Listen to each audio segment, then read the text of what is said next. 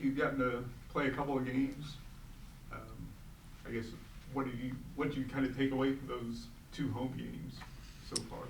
Yeah, I like the way we played in both games. I think we're in a really good spot. I think there are two different challenges. We had a lot of the ball on Thursday night, and we had to find ways to break a team down and score goals, and I think we did a good job of that. Yesterday was a different game. I mean, it just is a tough game to play for both teams in the heat. So getting through that and getting a draw was fine. I thought we had chances to win it. I think the biggest thing and the biggest takeaway for me is that we're trying to stack performances and stack results, and I think we've had good performances overall, but we haven't quite put two halves together in a game yet. I thought we started both games more slowly than I'd like to start, and I think the group needed a little push each time to get into the second half, and we played really well in the second half. So that's something I'd like to see change for us is to be able to have two good halves and put them together. And but we're kind of piecing ourselves together and getting healthy right now. And so coming out of the weekend with two shutouts, and I think there's zero complaints about that. I think that we're in a pretty good spot with that. Coming off of last year, I mean, you guys will have a little bit of a target on your back from Summit League opponents this year. I guess how much are you kind of looking forward to that, or do you feel like the team is ready for that? Yeah, I mean, looking forward to it. Yeah, I mean that's fun. It's exciting for teams to get up to play. I think the good news is we're already seeing that, so we'll be prepared. I know both teams coming to this weekend. And one of their big, listening to the coaches talk before the game and after the game, and their interviews they've done, they refer to us as an NCAA tournament team, and that's nice for them to say this is the bar of where we want to be at. So from a lot of teams, and including Thursday when we go play at Mizzou, we got a tie against Mizzou at home last year. Like they're going to give us their best shot. So I think that's good, and that challenges and that helps you get ready for the conference season when it does come. So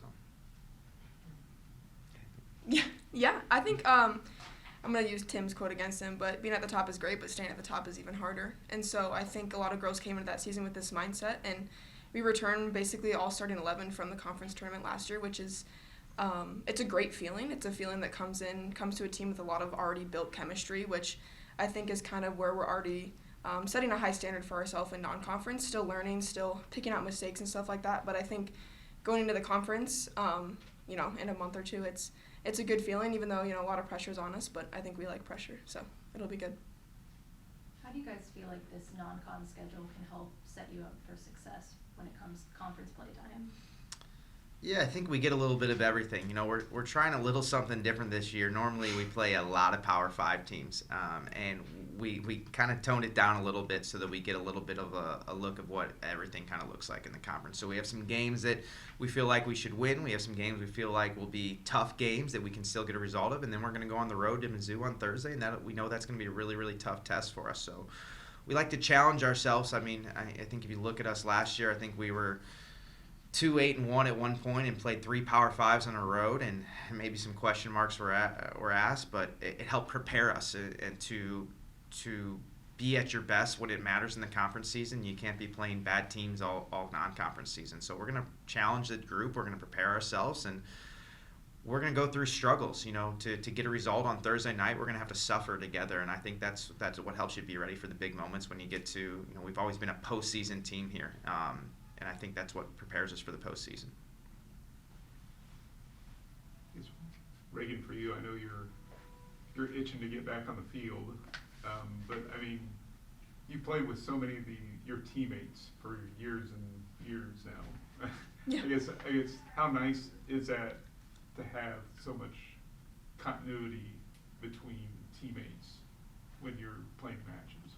Yeah, I think it's huge. It's, we were just talking about this before. Like, I've played with Jordan West as my center back now. This will be the 4th year in a row with, obviously, now me being a 5th year. But I think the biggest thing that it shows is that just how much leadership across the board that we have. Bringing in 3 new freshmen and a transfer and a girl that graduated early, it just lets them just absorb into our team so much easier. With the leadership coming across from all the way from sophomores all the way to myself, being the only 5th year on the team, it helps so much that those girls can just come into a team it is already built and it's already a great team where the standard's so high, but it made it so much easier for them just to kind of realize what kind of team we are and what kind of program we are. Regan, what do you think you guys learned about yourselves as a team just with the experience last year and getting to the tournament? That we can do it.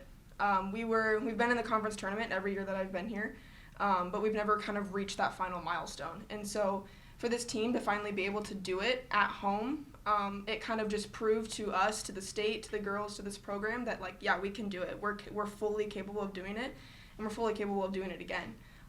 Going to Notre Dame was an unreal experience, and, you know, like Team said, we're used to playing Power 5 schools. So we were walking to that school, we're like, heck yeah, like, we belong here. And so I think that's huge for us back then, and I think it's huge for us this season again. Reach that milestone. What other milestones do you guys have set for this year then? We want to win an NCAA tournament game. Like, that's what we want. I mean, the jewelry's great, the tournament's great, but it's like, okay, we did it. The softball team can do it. Like, now it's our turn.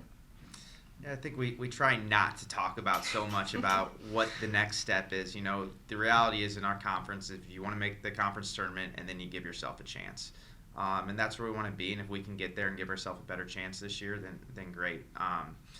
You know, for us, an important thing is we try to be playing our best soccer once we get to the postseason. And one of our sells recruiting-wise is we played meaningful games here in late October and early November, and not everyone can say that. I think if you look at the area and you look at the conference, we played significantly more postseason games than anyone else around here over the last 3 years.